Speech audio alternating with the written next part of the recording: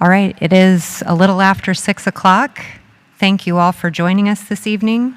I would like to officially call this meeting to order. If you will all please rise and join me in the Pledge of Allegiance.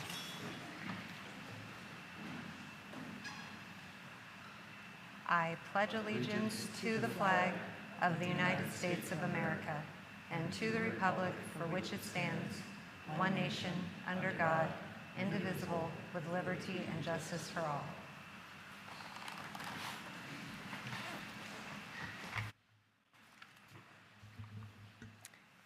All right, board members, have you had a chance to take a look at the agenda this evening? There are not any additions or changes. Is there a motion? I'll make a motion to accept the agenda. I second the motion. It's been moved and seconded to adopt the agenda. All those in favor say aye. Aye. Aye. All those opposed say no. Hearing none, the agenda has passed. And let me say we do have Matt, Director Wielander is on Zoom this evening. He is a firefighter and is over in Oregon, so he's going to be with us for as long as he can. We can't see him on screen, but he is out there on Zoom at this time. All right, I'm going to next give the microphone to Superintendent Jesse for his report. Thank you, Board President Davidson, other board directors, our student representative Aiden, family members, community members, staff. I'm going to start off with just a reminder. We have a school-based health clinic. It is housed out of the YMCA. This is for our junior high and high school students, and it's in partnership with Mason Health and the YMCA. It's a great opportunity. I really think about family stretch budgets, an opportunity to get some health care that we know our students could utilize. So I just want to put that out there as another opportunity for them to get that resource that we have available for them. So it is set up for them specifically. If the contact information is right on the front page of our website, so the district website, if they wanted to get more information about that. They could also go ahead and ask either the nurse or the medical technician or the front office staff, and of course administration or counselors for any information about specifically the school-based health clinics. We really want to utilize that resource. I know we've had a number of inquiries lately about that.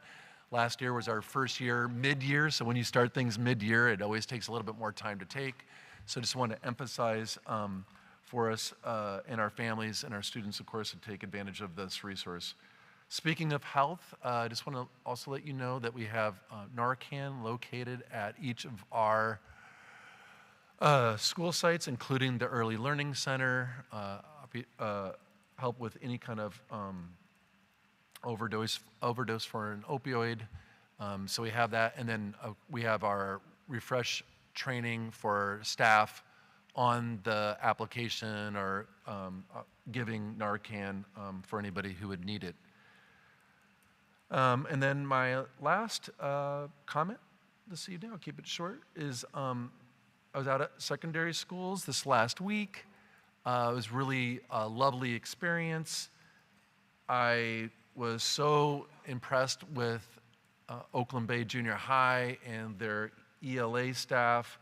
Oh my gosh, they've done so much work. The classroom spaces are so organized and set up for structures and routines, and really about sustaining the reading for their students. So that was really powerful to see. It was just brightens up your day. When we say safe and welcoming environments, it was definitely, one, of course, safe, but two, just really welcoming for students to come in and be learners. So kudos to all the ELA teachers at OBJH. I was out at Cedar. They are doing composting, so they're out there doing kind of the both project-based learning, some science. They were doing some ELA embedded into it. If you know anything about Cedar, that's what they're doing, and then getting out there, so it was really engaging. And I had to say, there were some students that were really dirty, but for good reason, so good for them, good for them. At Shelton High School, I was able to get around. They've got a lot going on. Really pleased about our freshman academy. Lots of excitement about that. I know some of the issues that had come up last year was around bathrooms. We're not having bathroom issues. Staff have doubled down on that. both in the orientation and then at this their freshman academy and seminar. So they just keep talking about these things and about handle it. I had a lot of really positive feedback from some of the parents that have freshmen there, so kudos to them. And then Choice, they have a full-time mental health therapist at their location, and they're really working hard right now about who accesses that tremendous resource. Also at the same time recognizing that one of the quickest ways to lose your really talented mental health therapist is to overwhelm them.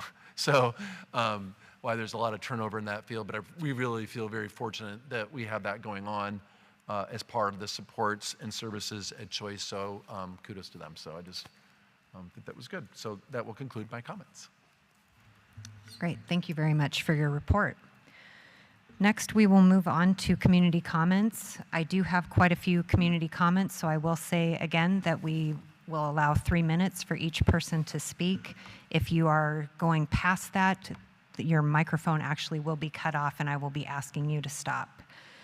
I am going to read the updated comments that we have around community comments. We are going to reflect WASDA's language for their community comments, so there's some slight changes towards the end. As part of the regular school board meeting, the board invites community members to make public comments in person and/or by phone as conditions allow. If speaking in person, please follow the public comment procedure by signing in and stating your name and address at the podium when called by the board chair. If making comments by phone, please dial 1-253-215-8782 and enter meeting ID number 872-5618-1978. Each person is allowed 3 minutes to speak. In accordance with the Open Public Meetings Act, the board is not allowed to discuss items that are not on the agenda.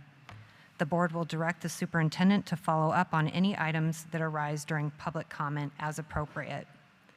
The board cautions all speakers that it is possible that your statements could violate the rights of others under various laws, including laws protecting privacy and laws prohibiting defamation. If you are unsure of the legal effects of your remarks, you should seek independent legal advice. In any case, we ask that you help us model for our students what a respectful and inclusive community looks and sounds like. The first name I have is Andrew Wilford.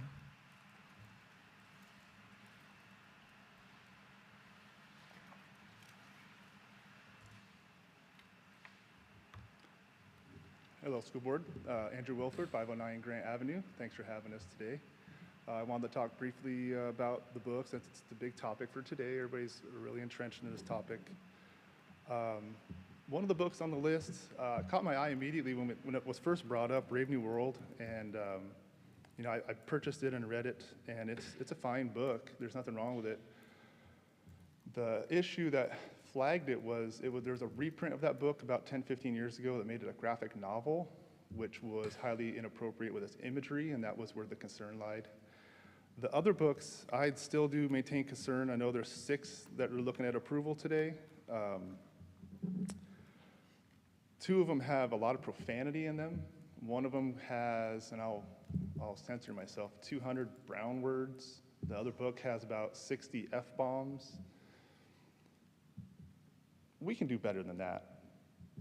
There are some comments out there about, well, there's way worse out in the world for kids to see in movies and on the internet, and I agree, there is awful things out there for them to see, and we as parents and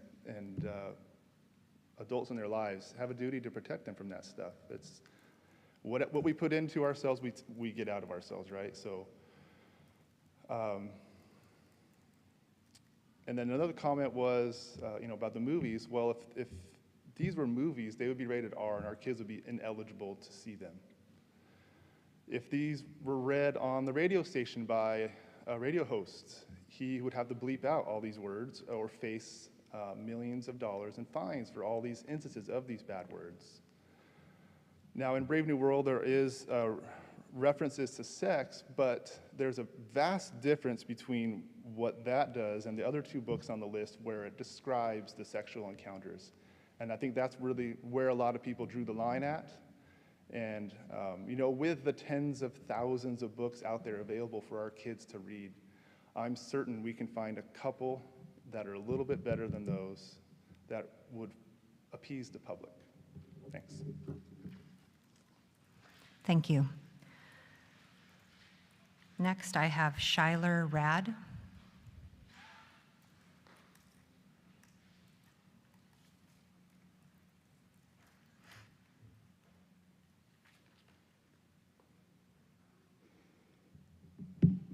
Good evening. I'm Shyler Rad. I moved to Shelton in June with my family. I was a school teacher for 2 years, and I have a doctorate in educational psychology. I'm here tonight to urge the board to support policies that prevent suicide in our youth.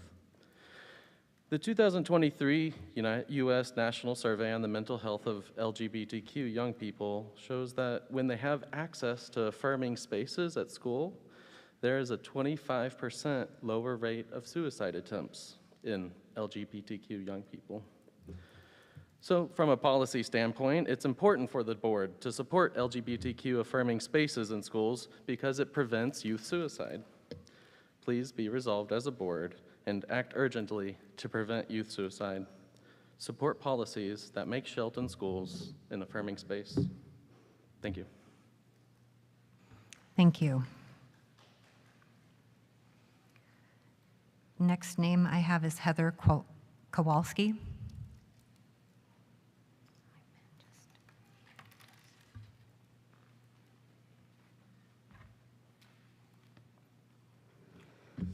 I'm Heather Kowalski. I live in Mason County, and I'm a mother of 5 kids. All have gone through the Shelton School District, and one is still in school here.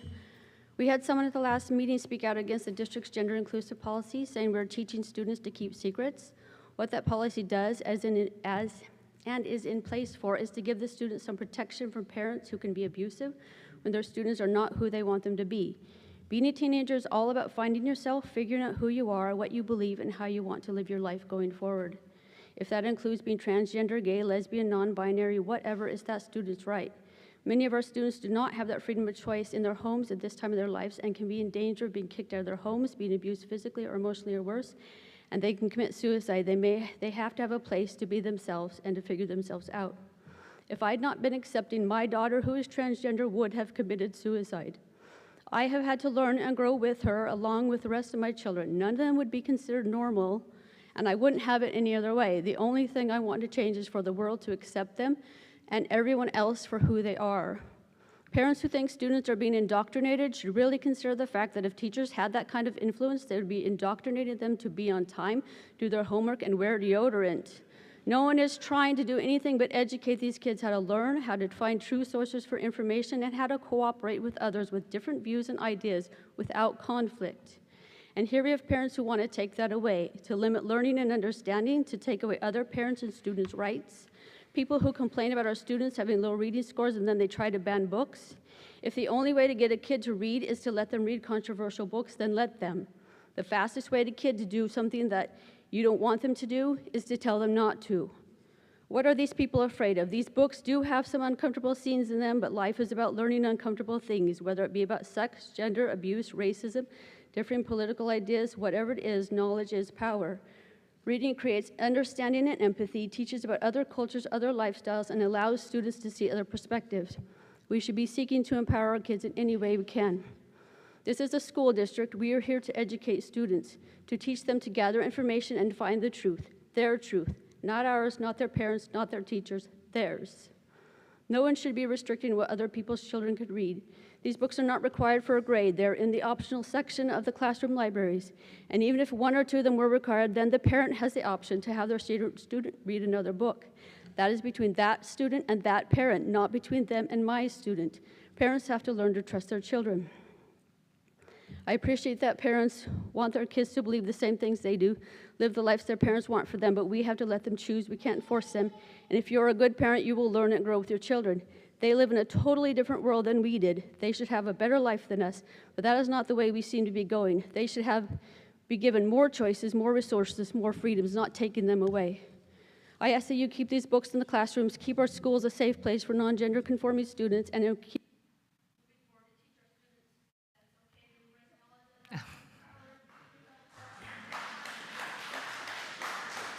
Thank you.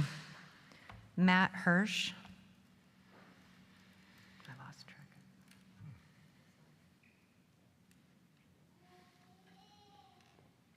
Hello, I'm Matt Hirsch. I'm a teacher here at Shelton High School, and I live at 151 East Covey Run. Books rock. Teaching is like sailing. You usually know where you want to go, you plan the best you can, you try to enjoy the journey, but the weather can make it a lot of fun or a lot of struggle. This year, we embarked on a new adventure with our 7-12 literacy plan. As a teacher, I get to enjoy the journey every day. There have been some low wind days, but the sun has been shining and the kids have been helping steer the ship. The delight in their conversations with me has been a treat. And all of this is because they have options in the books that they're reading that match what they need to understand and think and use to approach their world. You made a commitment to having books in kids' hands and giving teachers support to help keep the ship going the right direction. It is already working. I'm here to say thank you.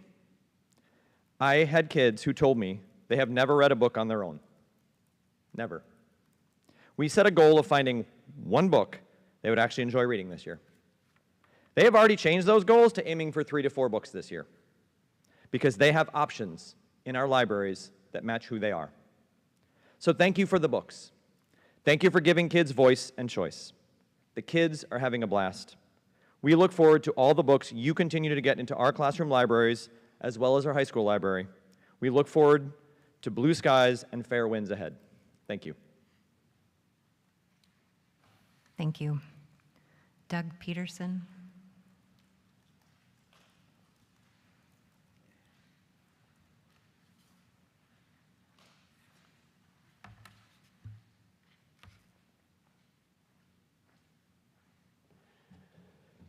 I'm Doug Peterson. I live at 1130 Fairmount Avenue here in Shelton. I wanted to come up here and say thank you. Thanks to everybody being here, to the board.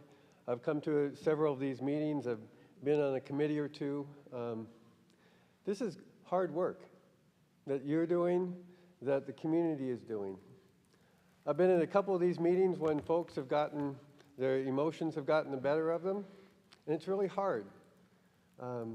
In an anxious situation, when there's a lot of feelings, it's really hard to be able to work things out. I'm impressed with and proud of this community tonight because this is the kind of conversation that will work for the good of our students and of our community. So I want to just offer a favorite poem from a favorite book of mine. It's even out in paperback.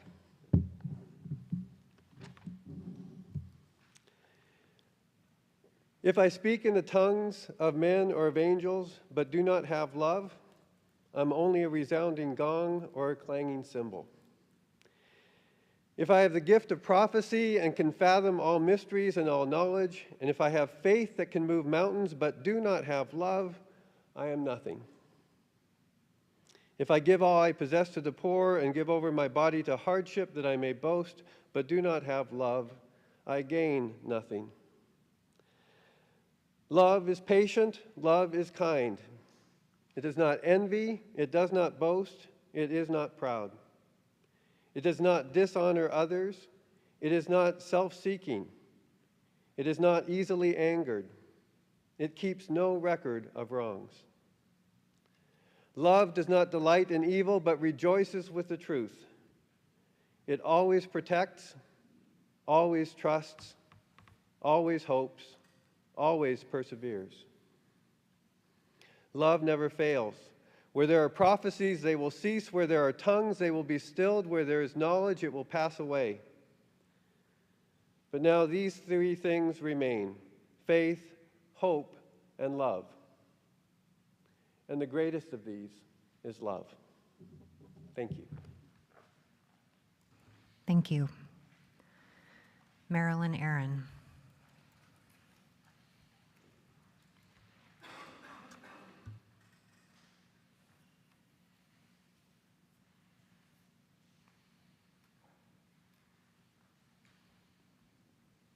Hello.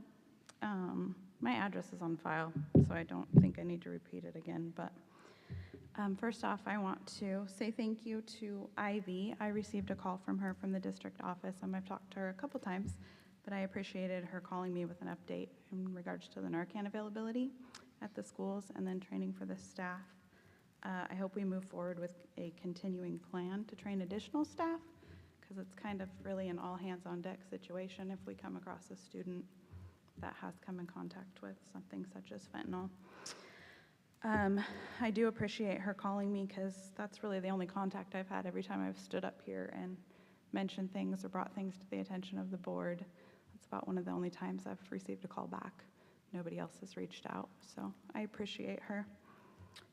I also received a call from the director of the bus garage, so I just wanted to call attention to how much I appreciated her reaching out to me. We had a bullying incident on the bus on Friday, and she called me yesterday morning, even though she was homesick. So I really appreciate her addressing that concern.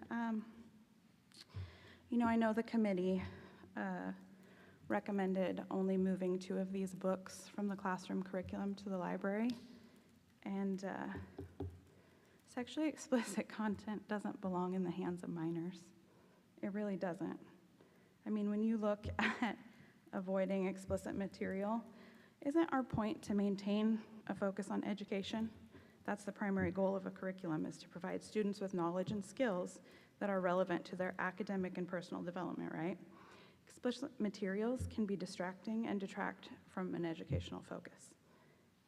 Explicit material can sometimes involve situations or scenarios that are exploitative or harmful. Exposing students to such content may inadvertently normalize or desensitize them to inappropriate behavior. Different cultures and belief systems have varying perspectives on what is considered appropriate or offensive content. Including sexually explicit material can lead to conflicts based on cultural or moral values. There are legal and ethical considerations to consider. Depending on the jurisdiction, there may be legal restrictions on the inclusion of explicit material in educational settings, especially when minors are involved. And then, isn't it our goal to actually foster a positive learning environment? A classroom should be a place where students feel comfortable, respected, and able to focus on their studies. Introducing explicit material can create an uncomfortable or hostile environment for some students. Those are all things that we need to take in consideration. So, thank you for your time. Thank you. Talisa Wilson.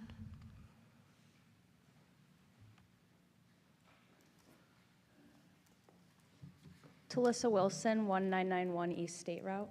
Hello, board members. Some of you are new and some have been around here long enough to know that the dual language program at Evergreen Elementary has been through a number of changes in the past few years. The whole school at one point had been dual language, managed by dual language experienced principals and staff who were recruited to the school. The program was a point of pride in the community, and it was extended to the 7th grade at one point. Since 2015, the program has been allowed to fray, dismantle, and now it is a fraction of what it was before. The superintendent and other administrators will give many reasons for that, but it has been a great disappointment to the community. Dual language is the most culturally appropriate way to educate English learners and English speakers together in this community. It is not just an enrichment program. Multilingual Shelton is a loose-knit group of parents and teachers who support English learner education and dual language education. In summer of 2022, we requested that the district hold a public meeting on dual language and English learners, or for English learners at Evergreen. We requested that the meeting be 1.5 hours long to allow for community input. In October of 2022, the district agreed to host a public meeting to address concerns and questions related to the English learners dual language program at Evergreen. The meeting was scheduled from 6 to 7:30 and had over 100 attendees. The superintendent spent most of the meeting giving a presentation that was not adequately translated, and then abruptly ended the meeting before the scheduled time. He refused to answer the remaining questions that many people still had. That does not mean that the dialogue between the district and the community should be over. The hand-selected English Learner Task Force and English Learner Parent Committees do not represent a full community dialogue. Multilingual Shelton has emailed Kat Kelly and Paula Kennedy in June to ask for a public briefing on both of these committees, along with an update on dual language. There has been no response. We need public meetings on these topics. So we will again request that the Shelton School District hold a public meeting on English learners and dual language. We would like to know the number of English learners in the district over the past few years, as well as the number of students enrolled in dual language. We would like to know what the district has learned from its English Learner Task Force and English Learner Parent Committee meetings in the past 2 years. We would like to know the district's plans for hiring qualified teachers and paraeducators and for training teachers and paraeducators for English learners and dual language. Please consider setting a date for this fall for a public meeting on these topics. Dialogue includes the Shelton School Board. We need to talk to you and you need to talk to us. Please request this public meeting and join us at that meeting. Perhaps if we work together, the amazing staff at Evergreen Elementary and the school district can position its dual language program as a beacon in Chris Reichdale's initiative. Yeah, time is up. Thank you.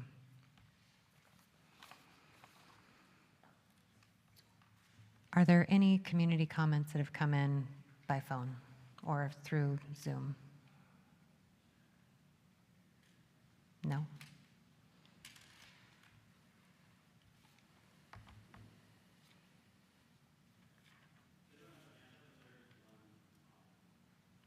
Is that Matt, possibly? Oh, someone else, okay. Okay, it looks like that concludes community comments for this evening. So we are going to go into reports and recognitions. And we do always start with our student report. So item 5.01 is report from our student school board representatives. We've got one here today from Shelton High School, and that's Aiden Underberg. Oh, Cedar, I apologize.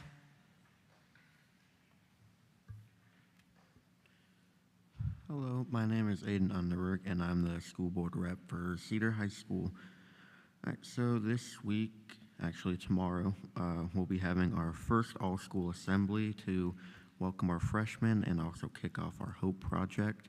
Our assemblies are mainly guided to help the kids learn our Cedar agreements and also just to have fun, because they are very fun.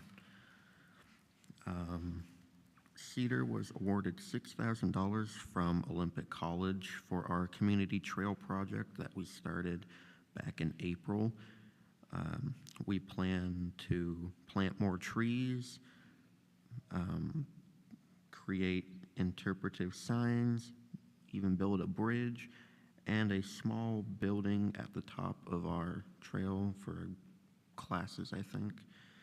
And then we are starting our career cafe this week to help bring in a variety of community members to share what they do to help or to also guide students towards potential careers, and then an update on our Callanan project we started about 2 weeks ago. Our ecology class, with the help of Hope Garden, started putting together a brand new composting system.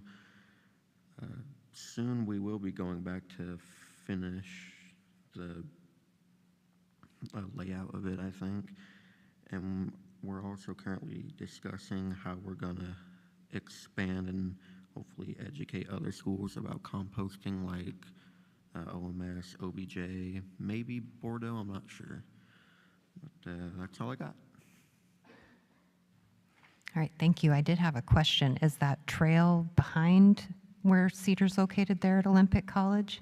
Is that where you're building that? It's on the mountain-like thing that's behind the campus.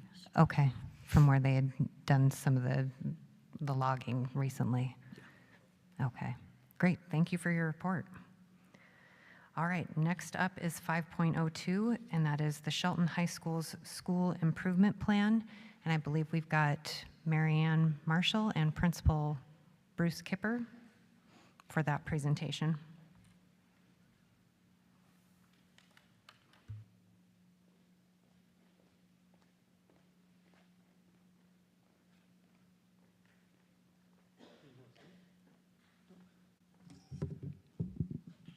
Good evening, Madam Chairperson, directors on the board, Superintendent Jesse, and the executive team. It's a pleasure to be here tonight to present our school improvement plan.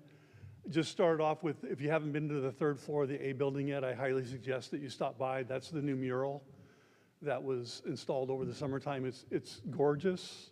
It really adds some flavor and gives a rich history of not only Shelton High School, but the community, and we're very proud of it, and it's garnered all kinds of positive comments since it's been installed. So I would invite you to come over if you haven't seen it yet.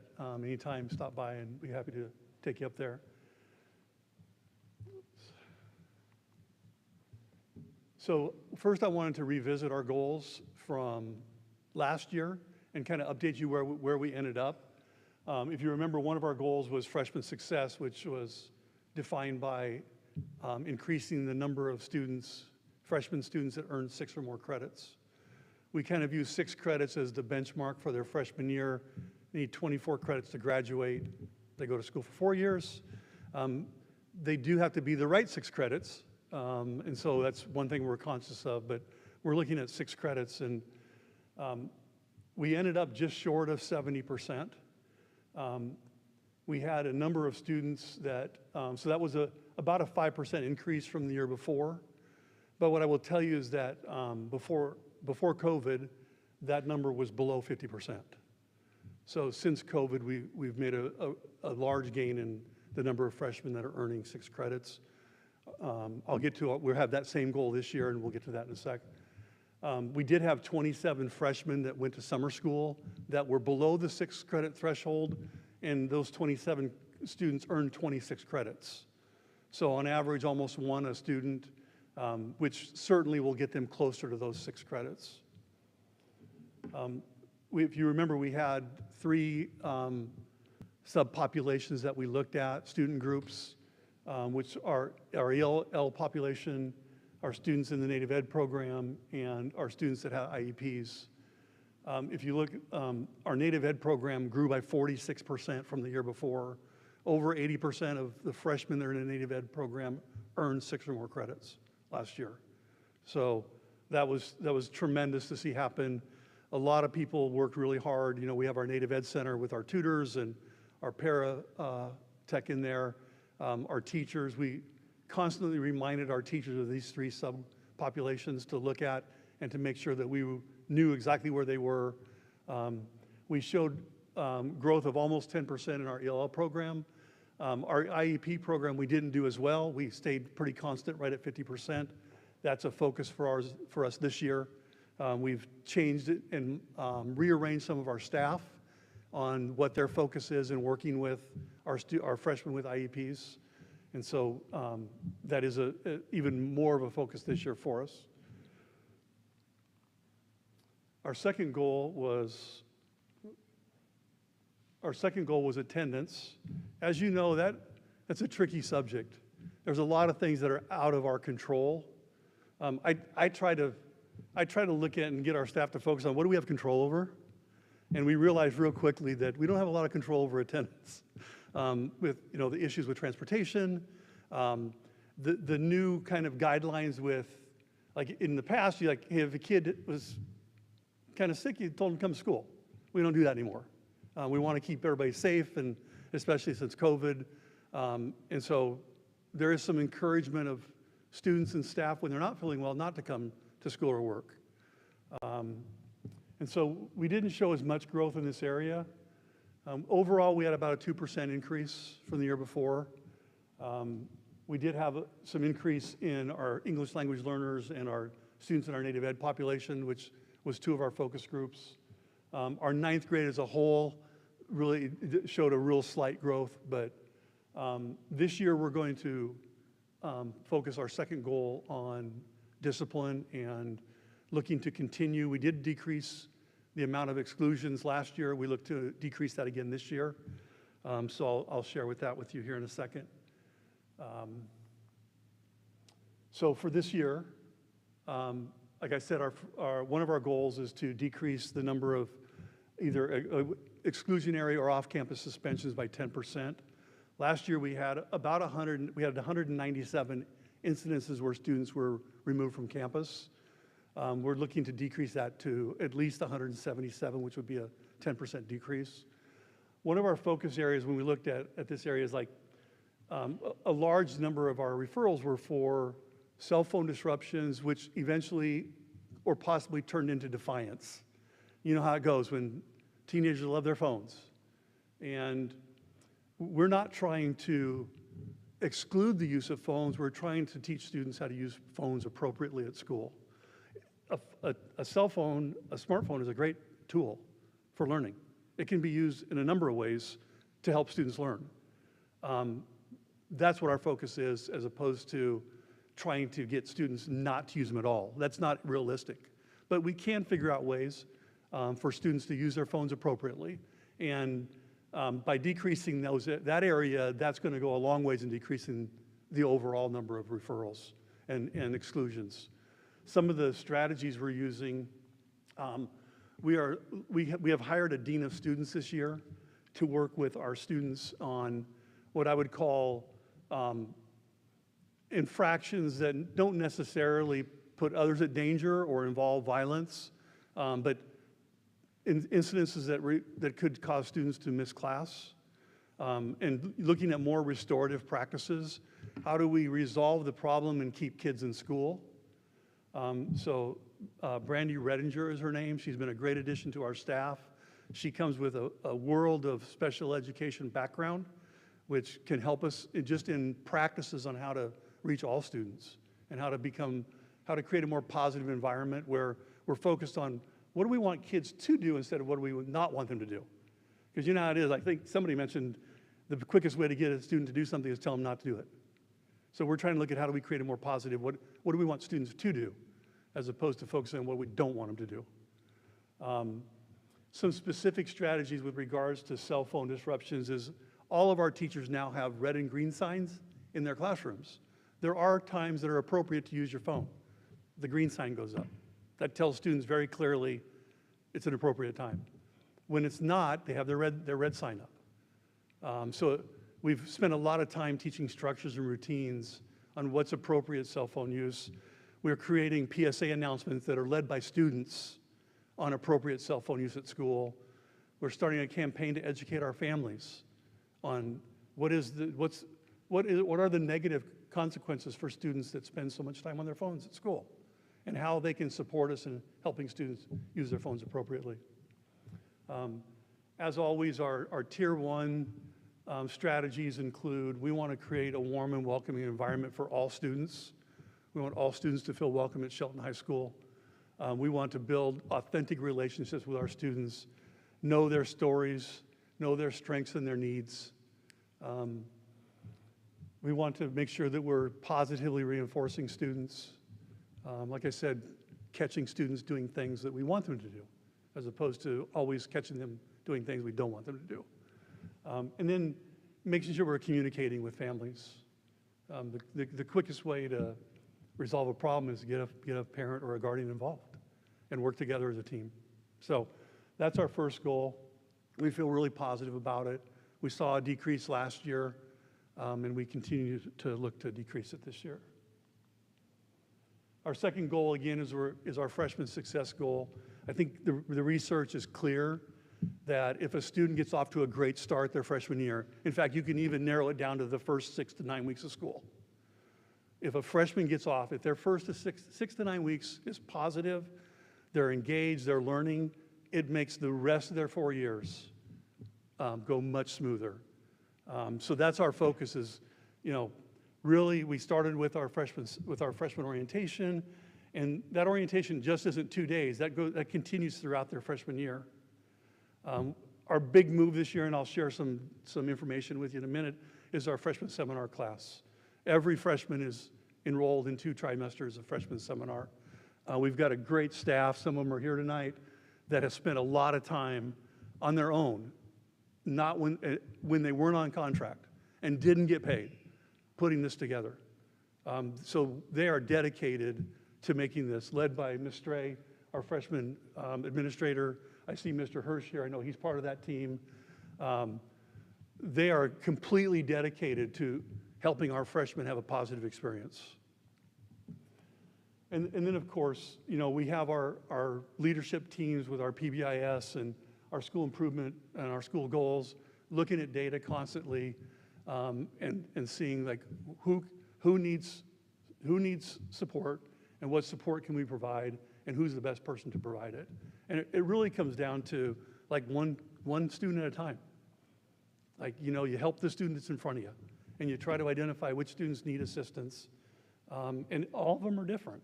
And, you know, strategies vary from student to student. So that's our second goal.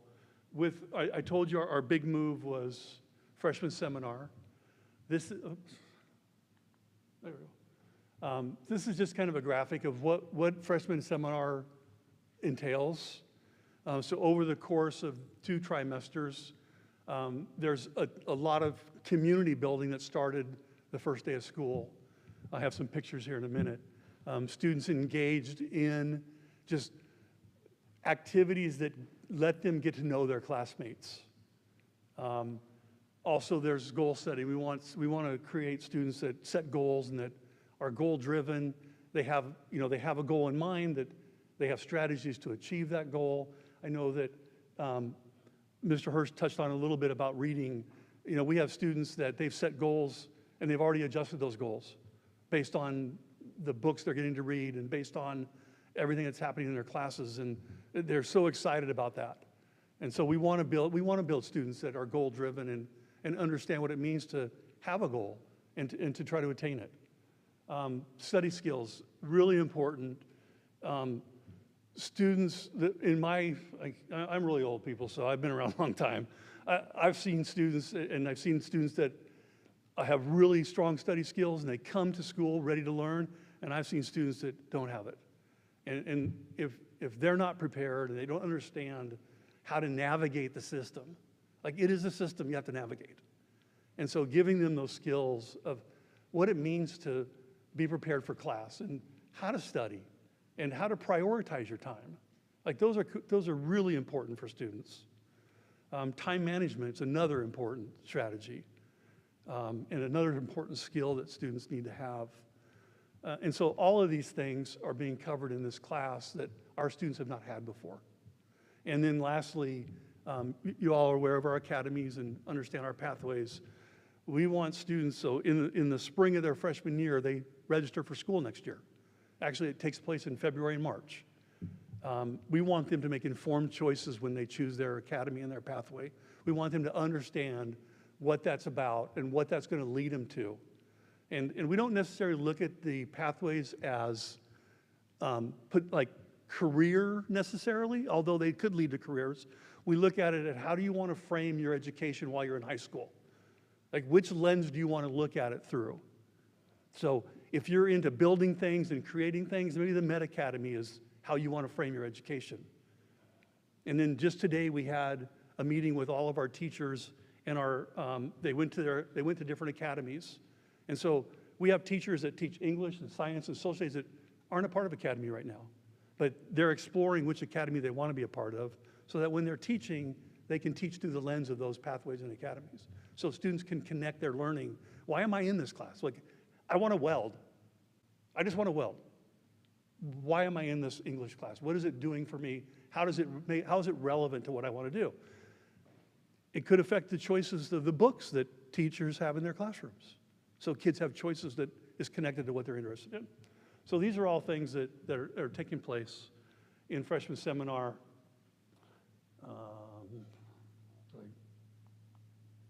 There we go. These are just a collage of pictures of activities that took place, kind of the community building I talked about. Down in the left-hand corner, all of our freshmen signed a commitment to graduate at freshman orientation. And so, you know, we hold them to that. We show them that, and we remind them of their commitment. This is a group of we call our climber crew ambassadors. That's a tongue twister. These are students that gave up their time in the summer to come in and go through some training, and each of those students is assigned to a freshman advisory class. These are upper class students. And so our freshmen have mentors of other students that have gone through Shelton High School that can provide advice, can help them if they're struggling with something. So each of these, usually there's a couple of them in each freshman advisory class. They work with the advisory teacher. We really think that's going to add some richness to those advisory classes and provide some really valuable feedback to the freshman students. And then, of course, I just wanted to close with our open house. If you attended, thank you. I thought it was awesome. I mean, you never know really what to expect the first time you do something. And I didn't know, is anybody going to show up? Like we promoted it, like we got the information out. The crowd, the amount of people that attended was just, it was overwhelming to understand and to know that many people actually cared and would come. We had food trucks and we had music and dance. Like down in the right-hand corner, Jordan led the dance troupe. She said that there was a request that I dance at the homecoming assembly. That's not going to happen, so don't change your schedules. And Janet Toney in the culinary area making treats, and the performing arts people up in the top. It was just really nice. And I included a comment from Evan Jackson, one of our teachers who's a Shelton High graduate, at just like how overwhelmed he was with the response and how positive it was and how it made him feel, not only as a current teacher, but as a graduate. And he was just really happy to see everything that came together that night. So that concludes my performance. I will answer any questions you have. And Yes, thank you very much. like I did attend that, and it was very fun.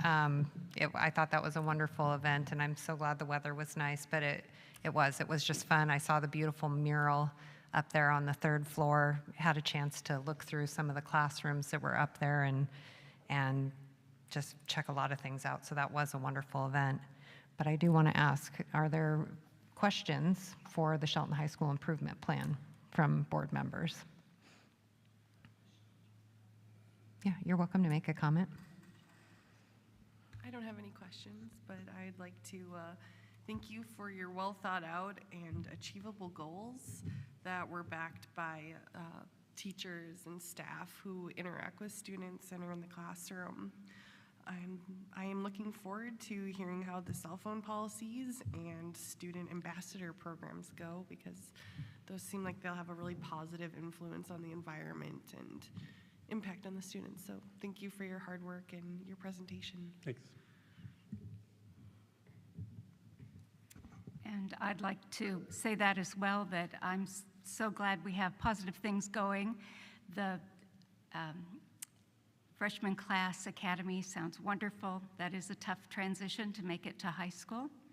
So I want to talk about the cell phone policy and know, is it brand new? And how did you get your teachers to buy in?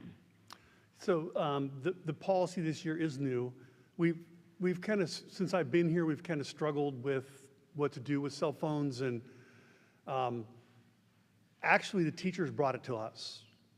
Yeah. We have a number of, we have our leadership group that includes our department chairs, our administrators, and other staff. We have other committees that teachers are on, and over the last couple of years, they've just come to us and said, oh, we have to do something about this.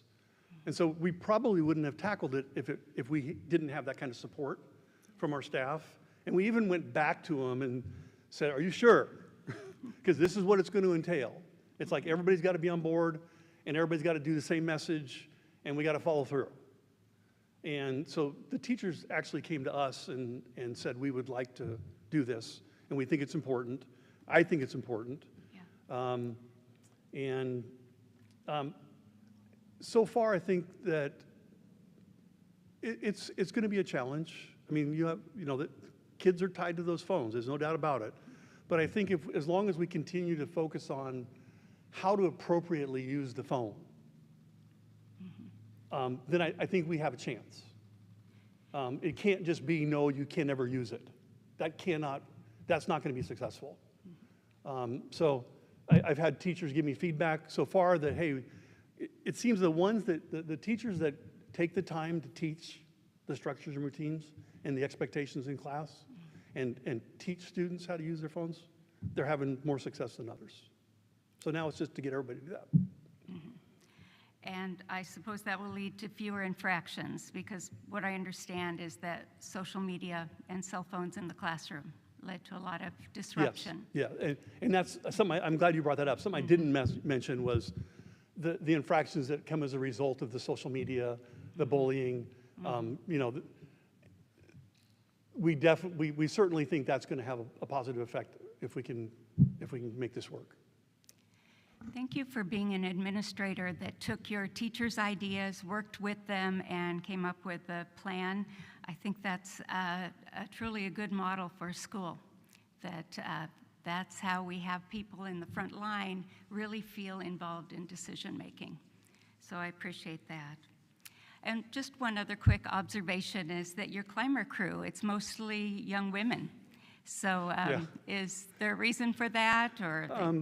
Well, in fact, I went back to the administrator and said, hey, we got to get more guys in this, more males. I think that, I really think initially it's like some of the boys don't think it's cool. Not yet, right? Not yet. Yeah, okay. But I like to sometimes do the voluntold stuff. Like, you know, I've gone to certain students on campus and say, hey, I really need you a part of this. Like, so I'm giving you the option, but I'm really not, you know, one of those things. And we'll get more male students involved.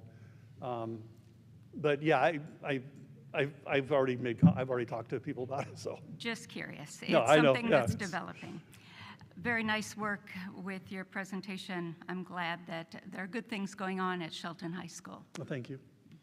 I did want to ask, just to piggyback off of what Carla was talking about with the cell phones, do you get student input on that to get more buy-in from like your student leadership, and maybe how getting direct feedback on how that is to see if that helps? Yeah, so one of the things I mentioned was that we are doing student-led PSAs, like public service announcements, and so we're just starting that now. And so the idea is to work with our leadership class, our broadcasting class with Mr. Ramos, and have students involved in developing some of the strategies and all of the announcements, and delivered by students, developed by students, so that students can see their classmates and their peers involved in this also. Yeah. I know I've been given some positive feedback around, I've got students that are in high school and hearing that they do appreciate it when teachers give them a structure to it and say, we know your phone is important, we're not telling you you can't ever be on it, but these are the times you can, and then, you know, we respect your time, so respect our time too, and give that to them. So that does seem to be something that is positive that I'm already hearing about. So I wanted to mention that. Do we still have Matt with us? Okay. Can I check in and see if, okay, we just don't see you, so it's hard to know if you're there. Did you have any questions or comments for the Shelton High School presentation? Yeah, I am curious as to what some ideas might be, and if they don't have them tonight, follow up later is fine. But improving the freshman numbers, my guess is that that's going to involve some more parent involvement and getting kids out the door and into classrooms. I'm excited to hear about the cell phone stuff and where that's going. I've never found a positive study on the effects of social media on kids at all, be it whatever the subject may be.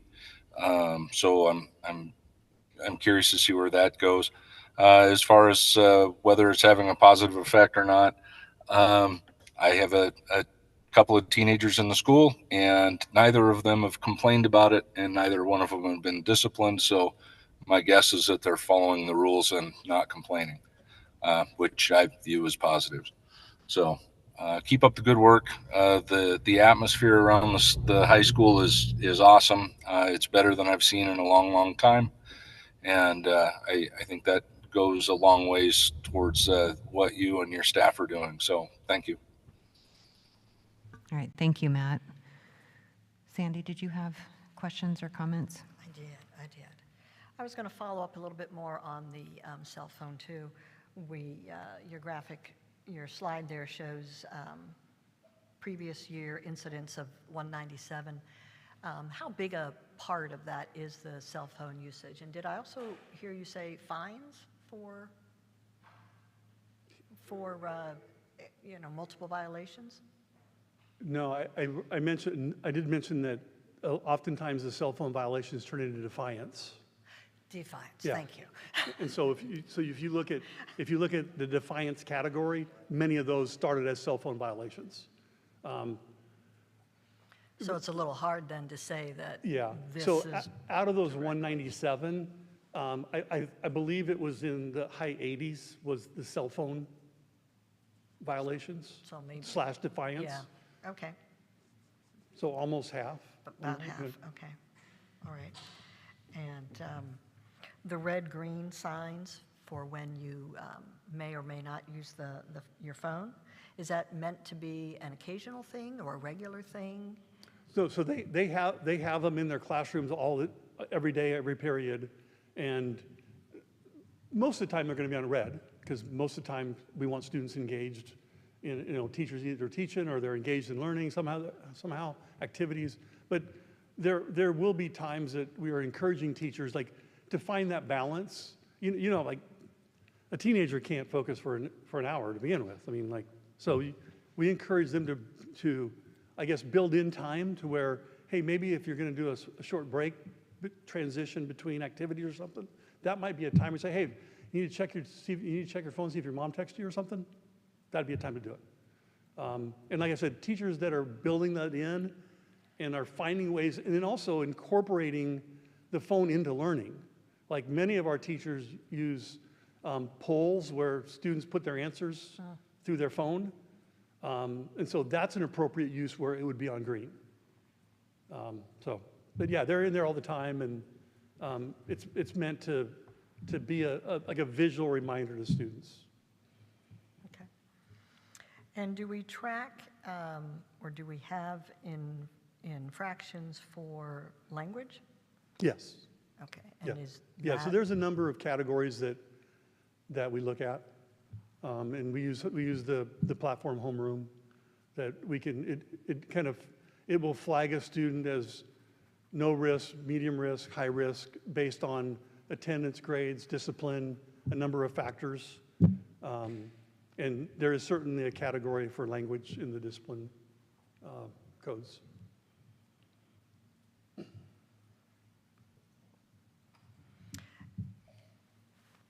And I guess in light of, some of the books that we've talked about in the libraries and the language, and I'm wondering, is there what is that language policy? Is that pretty lenient? Is that pretty strict? Is that uniform across the district? I don't know what the expectations are at other schools. I mean, we certainly we will work with students and confer with students, deal with students when the F word is used, when any derogatory language towards another person is used. Anything that's brought to our attention that somebody else heard, we will get involved if it's profane or not appropriate for school. I mean, certainly the F word used out in the courtyard is not appropriate. And harassing behavior, harassing comments, intimidating comments are certainly not appropriate. When they're brought to our attention or we hear it, we certainly deal with it. All righty, thank you. And I also say for, the ninth grade, looking at increasing the number of students that are going to have their 6 credits plus, is going to have an impact on some of attendance. Maybe it's not, 100% goal, but, those things are going to go up as well. And so I think that's a positive thing. I like that. Thank you. Yep, thank you. And that was one thing I was going to ask about too, was I know we don't have or you feel that there's not a lot of control over absences, but there are probably outreach when you're seeing that is occurring or when it becomes excessive. There's obviously steps in place for all of that to try to help. And I know that that's been a big thing, to find out every student's story, strength, and need, and to find out what may be actually going on that's causing those absences and see if there's something that can be done for that. Is that? Yeah, there's a couple of ways. One is we do daily calls and daily emails to students that are marked absent, unexcused. And then attendance is part of our monitoring when we look at students that need support. Attendance is part of that factor. So students that show up as either a medium risk or a high risk, we will look at all of those factors, grades, discipline, attendance, and see what supports kids need. Okay. Yep. And I know engaging programs are what keeps kids in school, as well as athletics and clubs and activities. I had a memory pop up on my own phone that 6 years ago I went to Nashville for the first time for the academies. For me, as a school board member, it's been really nice to see how these have developed.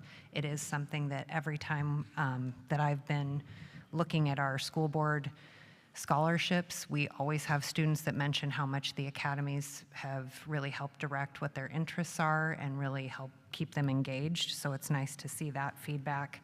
And it's really nice to see the freshman academy, just all the structure that's being put into place with that. And I know it's not going to be for much longer that I'm driving my students onto campus, because I will have a driver soon. But I do have to say that every morning when I drop children off, I see you and your staff. I see so many of the staff out there talking to the students and walking around, and that means a lot to me as a parent as well too. So thank you for the presentation, and thank you for answering all of the questions that we had. If I could just close with the last thing, if I could give one piece of advice to parents and guardians, is to get your student involved. Like, the tendency when students get in trouble is to remove them from activities and remove them from things. You should do the opposite. You should get them more involved. Like, the more involved a student is, the better they do in school. That is so clear in the research. And the mistake we make sometimes is we start removing students. We should get them more involved. And so that's the one thing if I could tell parents and guardians to do. So thank you. I appreciate your time. Yeah, thank you very much. All right, the last report is 5.03, which is the July 2023 budget status report. And we've got Brenda Trogstad to give that to us. Bruce is way taller than I am. Good evening, President Davidson and Shelton School Board. I am presenting the July budget status this evening. As you know, our fiscal year ended August 31st, so the Finance Department is up to our necks and finish closing that out. It's due to the ESD on October 25th, so once we get through that, we'll present the whole financial report to you. This evening, I'll go through July 2023 that we have closed and balanced. So the July general fund balance was $2,072,289.14, sorry. That is a 2.96% fund balance of our total expenditures. Capital projects fund ended at $50,724.42. Our debt service fund, which pays our bond payments twice a year, ended at $2,189,782.98. Associated student body remains pretty constant. It ended at $485,863.45.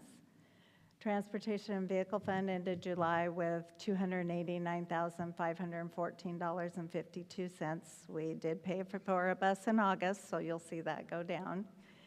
And then our Private Purpose Trust Fund, which is all of our scholarships, the Drake Scholarship, the Mike Johnson Memorial, and the Bolt Memorial, ended at $243,145.47. Do you have any questions on those? Are there any questions? I do have a couple of questions. Okay. Do you want to turn your mic on? Okay. And this question might be for you, and it might be for Wyeth Jesse. So just wanted to wake you up over there. I'm sorry. Anyway, in the budget, reading through some of the details, we spent $175,000 on a computer system for buses. So is that correct? That's our new routing system that That's- we have put into place, yes. Okay. So can we have a few more details on the investment, what that will do for our district and how it will work?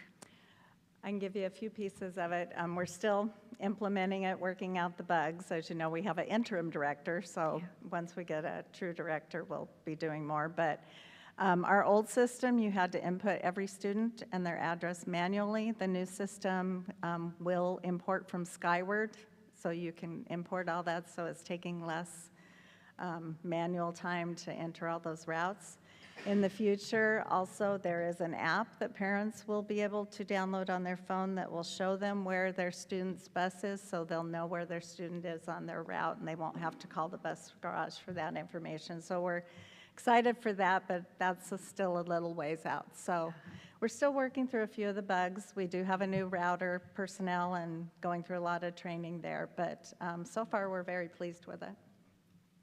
Yes, that sounds wonderful, to have the latest technology on GPS for parents. And did you say we do have a new transportation director Not hired yet? Okay. We did interviews today, so we're still working through that process, but hopefully soon. We do have an interim, and she's been great, Delphi Gardner. She saves us every time. So. One other item in the budget, it's under expenditures, and it's community service. And apparently, we've spent over the budget. We're at 134% of that category. Can you explain what that might be involved in community services? So when you're budgeting, your transportation is budgeted into your Program 99 codes. When you're finalizing your budgets, and monthly we do it in the finance department, we move out any non-to-from transportation over to Program 89. So that makes that go over, but it's budgeted in your Program 99, so it offsets each other. And that is an accounting manual requirement from the state. I did explain to you one day, I'm kind of remedial on the budget, but so this was in the 80 category. Yes, so 89 is community services, and that is your non-to-from busing. Gets moved there from your Program 99 transportation. I'm talking a lot of technical terms here. Wyatt's giving me that look. So we do budget in transportation is where it's at, but it is a requirement that if it is not to from school mileage, you have to move it over to that Program 89 category. So that community service represents transportation over costs? Yes, plus your swimming pool costs are in there. Anything with our auditorium is community service too. There's several smaller items in there, but the biggest thing you see is the non-to-from transportation. Okay, thank you. Are there any other questions on the budget? Matt, did you have any questions on the budget? No, that all sounded really good. I'm just trying to avoid cows. Okay. All right. Okay. He's trying to avoid cows, he said. He's driving somewhere in Oregon, monitoring a fire. So I think that's it. Okay. Thank you very much for answering our questions on the budget this evening. And we are going to move into the consent agenda. There's about 6 items in there: proposed minutes, personnel report, some cancellations and warrants, usual items for the consent agenda. Is there a motion? I would make a motion to approve the consent agenda. And I will second that. It's been moved and seconded to approve the consent agenda. All those in favor say aye. Aye. All those opposed say no. Hearing none, the consent agenda has passed. Now we can move into discussion and action items. We've got one item under that this evening. It is the proposed recommendation of the Instructional Materials Committee on the 8 books asked to be further reviewed for the adoption of textual materials for literacy instruction in grades 7 through 12. And we've got Mary Ann Marshall. Good evening, Board President Davidson, members of the board. As it was just said, I am here to bring back the 8 books that were for review.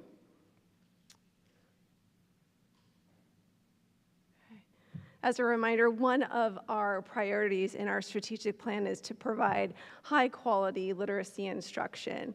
And so as we moved through this textual material adoption, we did follow Board Policy and Procedure 2020.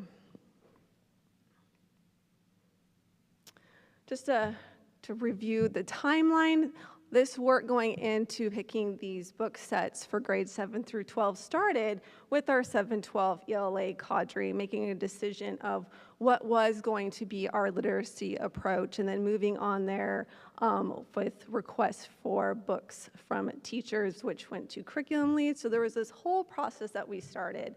And just as a reminder, our teachers here in the district who are professionals, and they know what students are interested in, what is popular out there in regards to books, those are the people that brought forth these recommended book sets for our students in grades 7 through 12.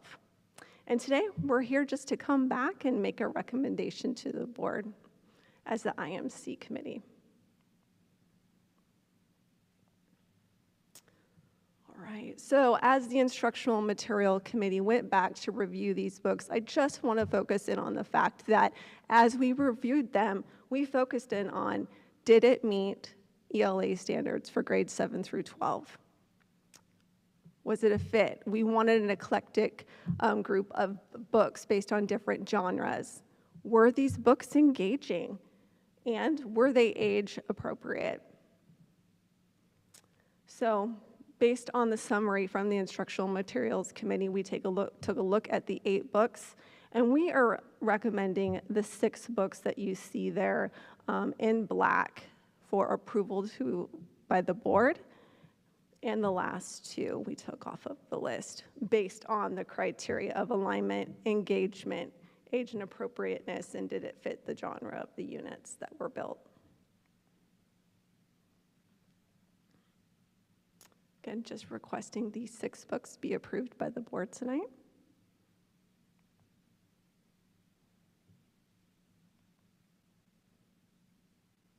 I don't know. All right. Happy to take any questions that you have. Go right ahead if you've got some questions and want to jump right in. Well, I just wanted to say that we listened to our community, and I'm grateful for all the comments and pro and con for these books. And there's a lot of respect to the people who did the research and picked the books. That maybe they're not all I'd want on the list, but I respect the procedure, and that we did go through a committee and you did take a vote by your committee members what they believed would be a good choice. Also, I'm aware that these are only for junior and seniors, so that would be 17-year-olds and 18-year-olds, well, basically, that juniors and seniors. Is that correct? Correct. Okay. All right, well, I think that needs to be brought out when it comes to age and grade appropriateness. So thank you for your presentation. Thank you, Carla. Well, and I think in the greater context of this too, I know we're boiling this down at this point in time because it was a re-review of 8 books, but this is part of the English language literacy breakout groups that have many books. Yes. That teachers can choose from. It is not just these books. These are going to be part of that if they're approved, but there are lots of book choices. And we do still have the procedure and within our policy for a parent to request a book that they do not feel is appropriate for their child. Correct. And that's all spelled out in the procedures. Correct. Are there questions, more questions for Mary Ann? Sure. I do have some more. So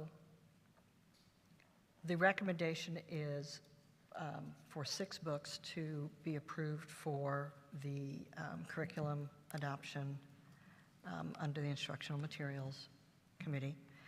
And the other two would not be part of the curriculum, but they would still be in classroom libraries, is that correct? They would not be required reading, no. No, not required reading on the reading list, but again, not every book on that reading list is required. You can choose from X out of Y. Okay. One of those books was not on the original classroom library list, so would that be now in the classroom library, or is that in just the main library? Yeah, so at this time, these 8 books have not been incorporated into their classrooms or sent off to the schools to be used. So the 2 books that would be remaining, they would be held back. They wouldn't be considered required reading, but they could find themselves inside of the classroom library as a supplemental book for students to choose to read, correct? But they would not be required to read those books. I appreciate the committee looking at that and taking into consideration the concerns of the community. And I still have some questions. Can we say now that all 8 of these books were read cover to cover, or were they just reviewed using a outline or summary from a resource? How was that? Yeah, thank you. That is a great question. So some of the members read some of the books, and the material within each of those books that was a concern and was brought forth by the school board was marked in those books. So we were able to identify those within each of the 8 books. Yes. Yeah, I saw the books with the flags in them, and I guess I'm still trying to pinpoint. Somebody was reading it and said, oh, this looks like a flag to me, or they were using a resource that said these might be possible flags, and then go through and, We took the information that was given to us by the school board and what the concern was, and that is the material that was flagged inside of those books. Okay, so that's how it was flagged. I appreciate that.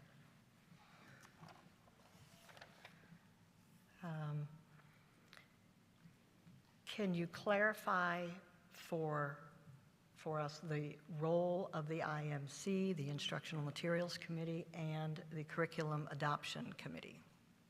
All right, so when we start off with the Curriculum Adoption Committee, in regards to this, we worked with teachers here in the Shelton School District. There are experts. They are our professionals. They know what good reading looks like and what students are interested in. So they took the standard, looked at what are students interested in reading, and created book lists based off the fact of our approach, where we wanted to do book set reads that provided students with a variety of options. So if you were going to teach a genre of dystopian novels, that students would have a choice. It wouldn't be just one book in a whole class reading. So we wanted to provide variety for students.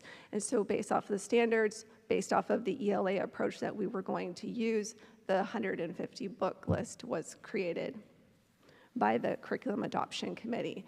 That recommendation then moves on, which this is all outlined in School Board Policy and Procedure 2020, is sent to the Instructional Materials Committee to review.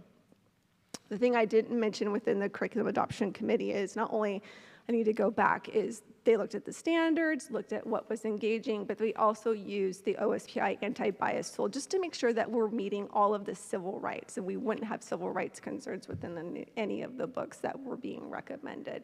That was pushed to the Instructional Materials Committee for review, and then based off of that criteria, like we said, are the books engaging? Do they meet the standards? Is it, age appropriate based on the standards for each of those grade levels? And then made that recommendation that I brought to the board on behalf of the Instructional Materials Committee. So for purposes of your timeline graphic, would the construction or the CAC committee be the beginning of the timeline, 7 through 12, ELA cadre convenes?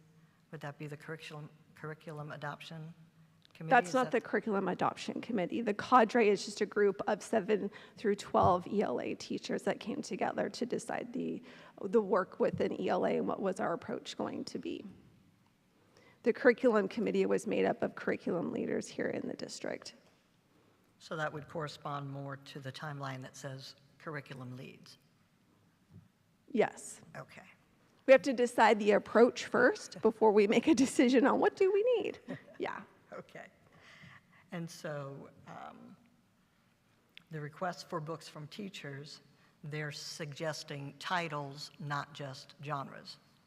So they knew that they had to provide a variety based on different genres. So they looked at the genres, what books for each of these genres did they want to provide on those lists. So they could be pretty specific on a title rather than just saying, I mean, that was their job, was to be a little more specific. Mm-hmm. Okay. All right.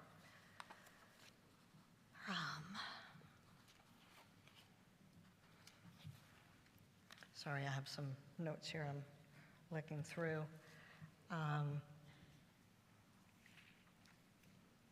I went,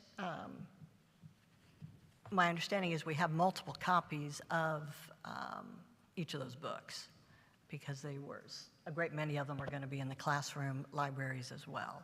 Correct. Okay.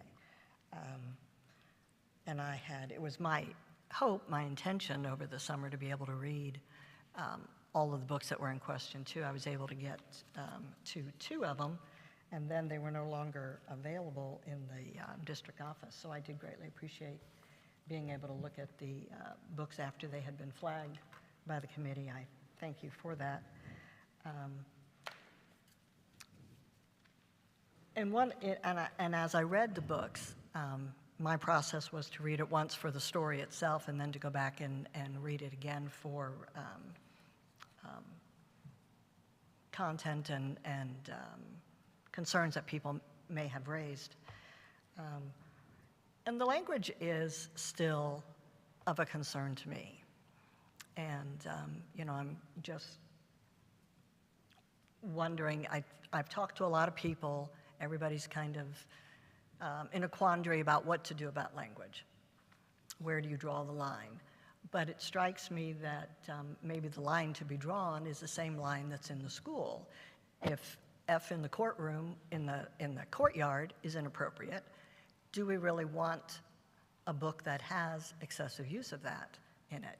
You can have a book that has occasional use of something to drive home a point, but in some of the things, it'd be my perspective that it's an excessive use and probably isn't helping to coach kids into refraining from that language. We're getting them ready for careers and colleges.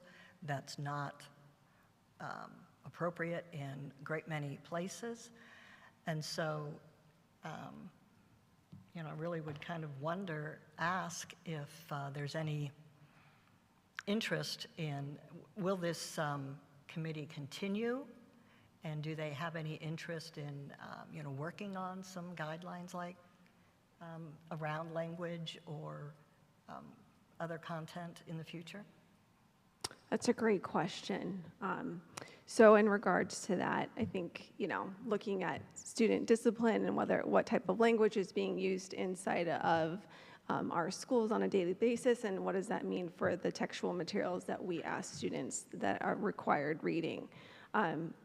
What we do know moving forward is we've updated our procedures for Board Policy 2020, and what we're going to do as we move forward is to make sure that we are using credible sources to process what we've identified as wanting to move forward in an adoption.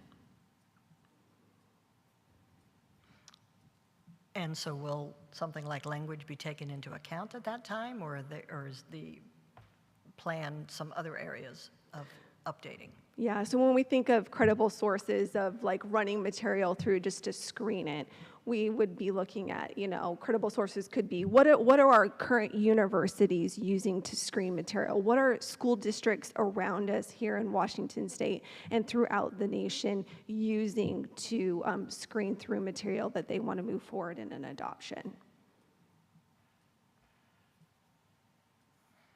And at any time, parents can request the list of any of these books that are purchased because we keep all of these lists. And if they would like to do their own screening and make that determination that they feel like something is not appropriate, they can go through the proper procedure to request not to have their child use that book. Is that correct? Correct. So they would be able to have access. We're transparent here. What books are inside of the classroom? And then you would follow the procedure of first talking with your child's teacher, and then if it needs to, going to the school principal. So yes, they would just need to follow those processes and procedures. So depending on whatever that family's values are, Correct. whatever they're trying to, they can make some of those determinations. Correct. And go through their teacher. Correct. So then it will be the curricula adoption committee that will go through the process of looking for credible sources and updating the 2020 procedures? So Or that will the be some other- procedures have been updated as far as what we're going to use, but the curriculum adoption committee would look at those credible sources to screen through material, whether it be book sets, whether it be curriculum that offers an instruction, a program in itself. Yes, those credible sources would be used to screen material being recommended for adoption. Before that would move to the instructional materials committee for review. And so those credible sources are already in the revised policy that was posted on the They are revised not. procedure that They was are posted? not, but we They are will not. use credible sources. Again, looking at what are our universities and colleges using? What are districts around us using? We also want to make sure that it's, research-based, that it's credible. We're not just using anything to screen through our materials. Okay. I appreciate that. Thank you for taking the time here as I go through the questions. Are there any other questions that have come up from any other board members? And Matt, I don't know if you are still out there, if you've got any questions. Maybe we've lost Matt. Yes, we can hear you. First of all, I'm not super thrilled that we've got cuss words and reading material, that are going into the classroom. But in the context of all that is, when we were kids, we all looked up all the cuss words in the dictionary. We looked up inappropriate things in the encyclopedias. Kids, ask your parent what an encyclopedia is. We knew how to write boob and poop on a calculator. Frankly, as far as I'm concerned, if this gets kids to read so that they can navigate the future and be successful, I think we're probably blowing it out of proportion. We've also already addressed this in procedure so that, we will have one more little speed bump to make sure that it doesn't happen in the future. Like I said, I'm not super thrilled that the words are there. But if parents are doing their job, teaching morality and everything at home, I think that making sure that the schools are teaching reading and math and that is I think we're going to be okay. Is where I'm at.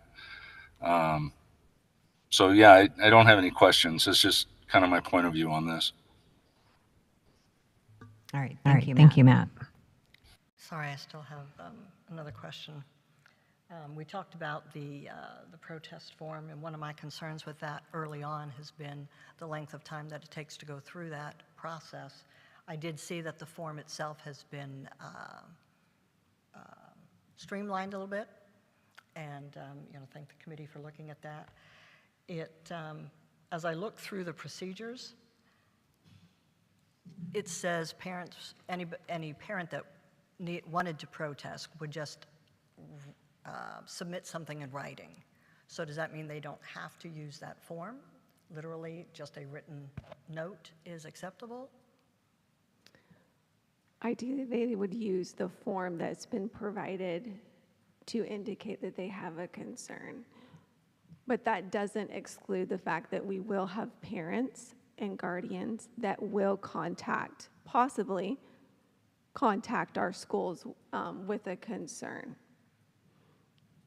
But that doesn't mean because they contact through email that those concerns would not be addressed. They may be asked from that email to please fill out that form so that we can move forward.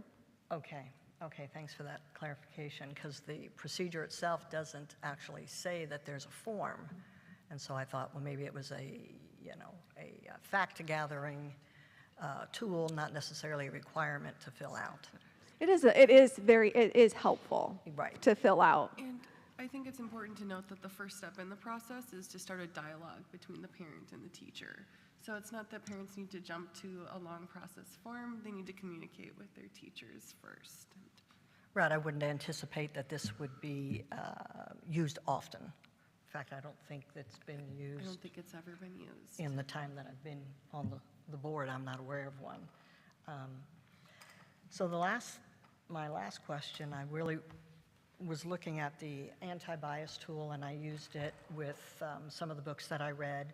Since I couldn't get some of the books that were, the committee already had the books and there weren't other copies available, I even read some other books that weren't on the list and used the anti-bias tool. And again, I think the committee's done a really good job of picking books that show lots of other different cultures and lots of other perspectives, that sort of thing. But anyway, so I went through the anti-bias tool, and in some of the books that I read, in one book that I read, something struck me in the anti-bias tool. We're talking about religion, and in the book it made reference to the batshit Bible. And my first thought was, if that were to say the batshit Koran, would the anti-bias tool have filtered that out?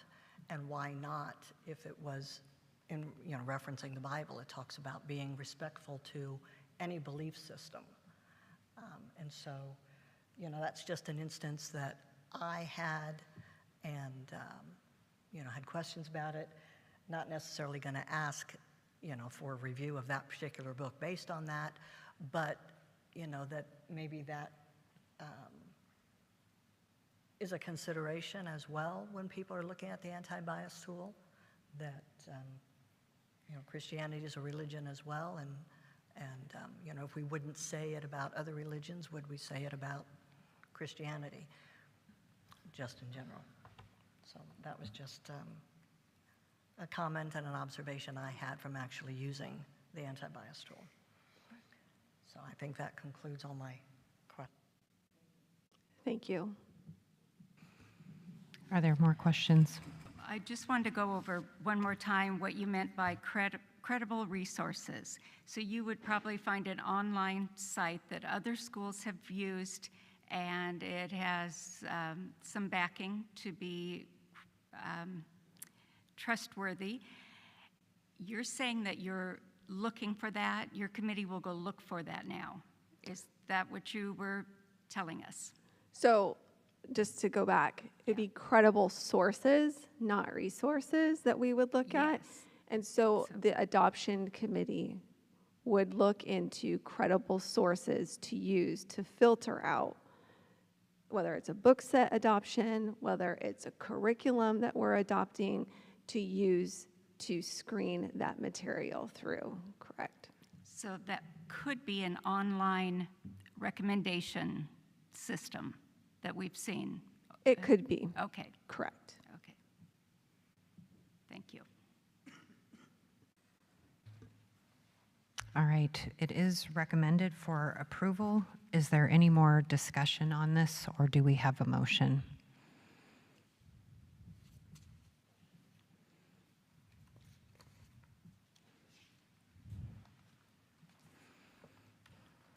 I'll make a motion to recommend the Instructional Materials Committee further review of the adoption of textual materials for literacy instruction in grades 7 through 12. I will second the motion after approving them already once this year.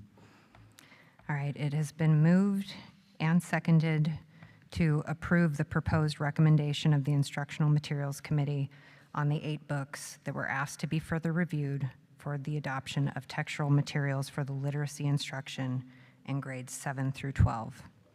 All those in favor say aye. Aye. All those opposed say no. Is there anyone abstaining? I'll abstain. Matt, did we hear your vote? Thank you. I'm hearing vehicle, but I couldn't hear you. Thank you for clarifying.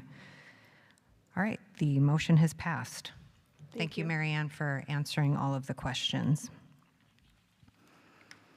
All right, that leads us to board member comments. And Matt, I'm going to start with you.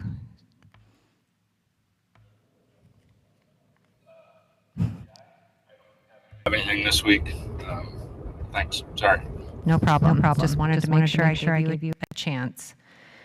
Is there anyone that has a comment this evening? I would like to thank everyone for gathering with us to discuss books and take this time to stress the importance of literacy and reading, not just at school, but in the home. I'd like to thank the committee for their hard work and continued efforts despite pushback and harassment from the community. I appreciate your time, effort, and feedback in going through this process again. I'd also like to thank you for your work in book selection and presenting to the community. It's important to remember that books speak across the curriculum. They teach social and emotional learning, which in high school can often be forgotten since you're not, reiterating empathy and kindness and anti-bullying as much as you are in grade school children. It helps students navigate relationships within school, within their families. It is important for students to see other perspectives and also really to be able to see themselves and in their environment. They shouldn't feel isolated or othered.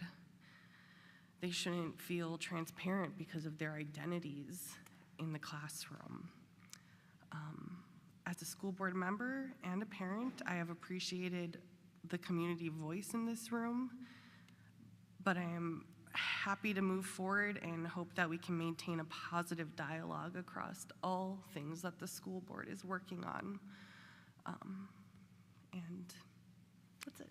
Thank you. Thank you. Carla, did you have any comments this evening? Just briefly, I wanted to thank the people for participating tonight, for their interest and support in the issues that we're dealing with today. Thank you. Thank you. Sandy, did you have any comments? Again, thank everyone. I'll ditto the board's appreciation for the members of the public being here. I think things went very respectfully this evening, and I haven't had the opportunity to get out in the schools for anything. All I can say is my grandson keeps me apprised of the girls' soccer team progress, mostly because he's a boy and he's played soccer, but he did tell me that the stands are much more crowded, much more filled when the girls are playing than when the boys played. I do want to thank everybody for coming tonight. I really appreciate the fact that we had a lot of community comments tonight, and they were civil and they were respectful. As a board, we are here to hear whatever the community concern is, whether it's standing at a podium in the board meeting or whether it's an email that is sent out to us.